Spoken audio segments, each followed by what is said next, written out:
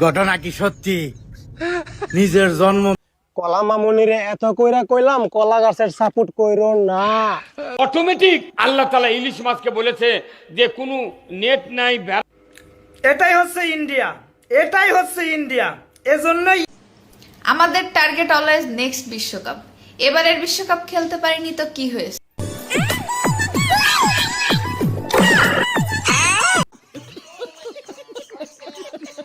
লুঙ্গির তলে জ্বলছে বাতি, ঘরে রাখা মোমবাতি, হাতে যাদের হেরিকেন, যাদের রাস্তায় চলে ভাঙাচুরা ট্রেন, আবার পাকিস্তান যাদের ফ্রেন্ড। চলুন বন্ধুরা, আজকের ভিডিওতে আমরা তাদেরকেই একটু হালকা করে ধুয়ে দেই। ভারতে আমাদের সৌয়া মাও একেবারে ভাঙিয়ে দেবে, বুঝো নাই? হ্যাঁ বন্ধুরা, আজকের এই ভিডিওতে বাংলাদেশের এমন কিছু ইম্পর্টেন্ট আপডেট এবং সেই দেশের ক্রিকেট ফ্যানেদের আজগুবি সব কাণ্ড কারনামা দেখাবো, যা দেখে আপনি আপনার নিজের হাসি আটকে রাখতেই পারবেন না। তাহলে বন্ধুরা বুঝতেই পারছেন আজকের এই ভিডিওটা কিন্তু একটি ধামাকাদার এবং সাজালো ভিডিও হতে চলেছে। চলুন তাহলে আর কথা না বাড়িয়ে ভিডিও শুরু করা যাক। সুলাইমান ল্যাংটা রাহমাতুল্লাহ আলাইহি উনি নদীর পারে বসে রইলেন। উলামায়ে কেরাম আসলেন ওনাকে প্রশ্ন করার জন্য।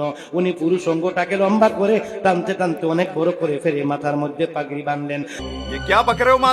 পাগড়ি বাঁধার পরে এবার ওনার কাছে যখন মানুষরা আলেমরা প্রশ্ন করতে আসলো, এবার পাগড়ি দেখে আর প্রশ্ন করে না।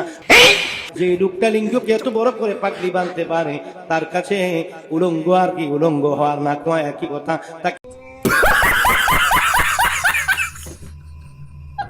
বন্ধুরা, হুজুরের এই ধরনের কথাবার্তাগুলো শুনে বিজ্ঞান তো চকির তলে গিয়ে লুকোবে, আর যুক্তি তো লুঙ্গির তলে। ইন্ডিয়া গর্ব করে বলতে পারে আমাদের একজন অভিষেক শর্মা আছে। আমরা বাঙালিরাও গর্ব করে বলতে পারি আমাদের একজন তানজিদ হাসান তামিম আছে। তানজিদ হাসান তামিমের ব্যাট যেদিন চলবে সেদিন মাঠের মধ্যে আগুন ধরবে, আগুন। বন্ধুরা, কোথায় কাশ্মীরি উল আর কোথায় বাংলাদেশের সেই বগলের চুল, যেখানে কিনা আমাদের ভারতের ক্রিকেটার অভিষেক শর্মা আজকে বিশ্বসেরা ক্রিকেটারের খ্যাতি লাভ করছে, আর কোথায় বাংলাদেশের কচু ক্ষেত থেকে উঠে আসা ক্রিকেটার যারা কিনা এখনো পর্যন্ত একটা বিশ্বকাপেই অংশগ্রহণ করলো না, যারা কিনা মাঠে এলে প্যান্ট ভিজিয়ে বাড়ি ফেরে, তাদের সাথে ভারতীয় ক্রিকেটারের তুলনা। এটাই হচ্ছে ইন্ডিয়া, এটাই হচ্ছে ইন্ডিয়া। এজন্যই ইন্ডিয়া অনন্য দৃষ্টান্ত স্থাপন করে যাচ্ছে।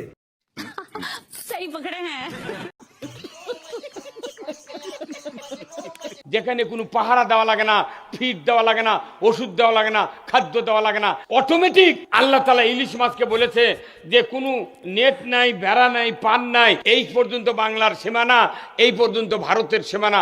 খবরদার, ভারতের সীমানায় একটা ইলিশ মাছ তুমি ডিম পাড়তে পারবে না। মাছও আইন দিছে কে? একটা ইলিশের মাছ ডিম ছাড়ে না ভারতের সীমানা। বন্ধুরা, এই লাল দাড়িওয়ালা হুজুর চাচার কথা শুনে তো আমি অনেক টেনশনে আছি। কারণ কি, কোথাও আবার সেই সকল ইলিশ মাছরা এই চাচার লুঙ্গির তলে গিয়ে ডিম পারছে না তো? না, আমি এ কথা এ কারণেই বললাম, এই রেড দাড়িওয়ালা চাচা এমন ভাবে বলছে যেন ইলিশ আর ভারতে পাওয়া যায় না, ইলিশ যেন ভারতে আর জন্মায় না। বন্ধ করো, হাত জোড় কে ঘটনা কি সত্যি? নিজের জন্মদাতা পিতাকে খুঁজতে পাকিস্তানে যাচ্ছে, আর মায়ের হাতে করে নিয়ে সালাউদ্দিন আম্বার। আমি বলি না, গুজব ভিশন টিভি বলছে।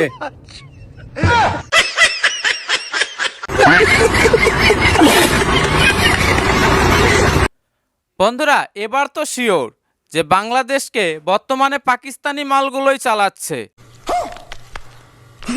এইটা শোনার পর এটা বোঝা গেল যে এরা ভারতকে এত ঘৃণা করে কেন। 1971-এ ফেলে যাওয়া বীর্য থেকেই যে বর্তমান বাংলাদেশি পটাশিয়ামদের জন্ম তা তো নিশ্চিত। পাকিস্তান যে বাংলাদেশের প্রকৃত ভাই সেটার প্রমাণ আরো একবার হয়ে গেল। রান্নাটা যদি বন্ধ হয়ে যায় তখন বাল বাচ্চাকে কি খাওয়াবো, তাই না? এবারে উনি তো জানতো যে যুদ্ধ লাগছে, তাহলে তাই না? এবারে উনি তো জানতো যে যুদ্ধ লাগছে, তাহলে এবারে উনি তো জানতো যে যুদ্ধ লাগছে, তাহলে উনি মোদি বাবু কেন স্টক করে রাখেনি সিলিন্ডার? রুকো যারা, সবার করো। এই মহিলাকে দেখে কেউ সাধারণ মহিলা মনে করবেন না, এনার মধ্যে ট্যালেন্টে একদম ভরা। ইনি চাইলেই যে কোনো টিভি সিরিয়ালে চান্স পেয়ে যেতে পারেন। না মানে আপনারাই একবার ভাবুন, মোদি নাকি আগে থেকেই জানতো যে যুদ্ধ হবে। আমি তো সত্যি এবার কনফিউজ হয়ে যাচ্ছি যে মোদি সরকার না ভগবান, যে আগে থেকে উনি সব জানবেন। নিউজিল্যান্ড আসবে বাংলাদেশে সিরিজ খেলার জন্য। 3 match ODI, 3 match T20. New Zealand খেলবে বাংলাদেশের সাথে। সামনের মাসের 12 এপ্রিল নিউজিল্যান্ড আসবে বাংলাদেশে। 17 এপ্রিল থেকে প্রথম খেলা শুরু, প্রথম ওডিআই শুরু। বন্ধুরা, নিউজিল্যান্ড নাকি ক্রিকেট খেলার জন্য বাংলাদেশে আসছে ভালো কথা, তবে নিউজিল্যান্ড টিম বাংলাদেশে এসে সর্বপ্রথম একটা কথাই বলবে, আমরা বাংলাদেশে এলাম নাকি কোনো আদিম যুগে চলে গেলাম। পৃথিবীর একমাত্র দেশ যেখানে বাস, ট্রাক, ট্রেন একসাথে জেমে আটকে পড়ে। বাংলাদেশে না থাকলে এমন বিনোদন মিস করতাম।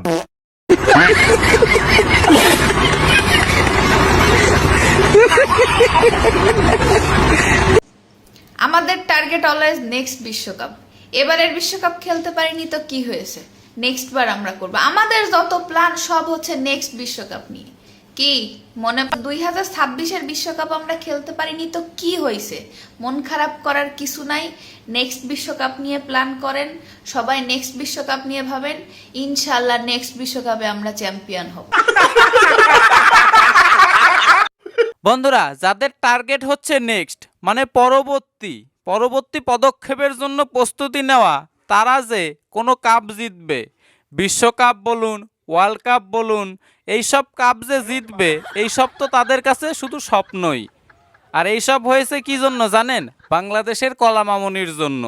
কলা মামুনিরে এত কইরা কইলাম কলা গাছের সাপোর্ট কইরো না। যেদিন থেকে কলা গাছের সাপোর্ট করো সেদিন থেকে ইন্ডিয়া হারে না। এখন কলা মামুনি তুমিও মরছ, আমরা রেও মারছ।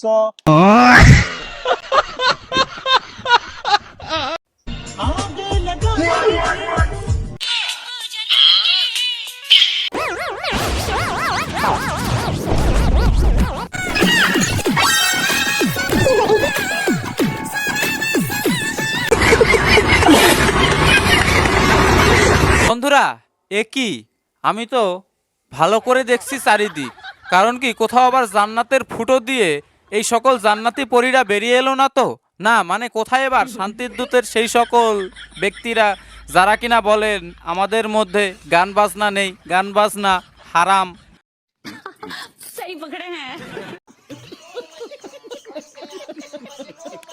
হ্যাঁ আমি মানছি যে আমি 24 আন্দোলন করছি, কিন্তু হাসিনা যে এই উন্নয়নটা করে গেছে, এই এত সুন্দর মেট্রো রেল বানাইছে, আমাদের জন্য যে এই যাত্রা সহজ করছে, সেটা তো আমি কখনোই অস্বীকার করবো না, ঠিক না?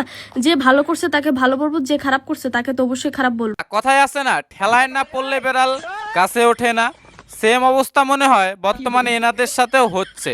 কারণ কি 24-এ তো আন্দোলন করেছে, কিন্তু এবার আন্দোলন করে এনারাই ফেসে গিয়েছে। কারণ কি আন্দোলন করে তো এনাদের কোনো লাভ হয়নি, উল্টে লোকসান হয়েছে।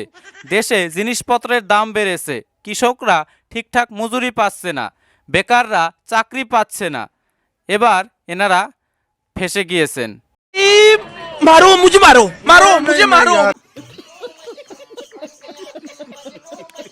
তো যাই হোক বন্ধুরা, আজকের এই ভিডিওটা এখানেই শেষ করছি, এবং আজকের এই ভিডিওর কোন ভিডিও ক্লিপটি এবং কোন ভিডিও পার্টটি আপনাদের সব থেকে বেশি ভালো লেগেছে তা অবশ্যই কিন্তু কমেন্ট করে জানাতে ভুলবেন না। দেখা হচ্ছে পরবর্তী অন্য একটি ভিডিওতে, এবং আমাদের নতুন চ্যানেলে যদি নতুন দর্শক হয়ে থাকেন তাহলে অবশ্যই চ্যানেলটিকে সাবস্ক্রাইব না করে প্লিজ কেউ যাবেন না, এবং পারলে ভিডিওটি একটু শেয়ার করে দেওয়ার চেষ্টা করবেন। ধন্যবাদ, ভালো থাকবেন।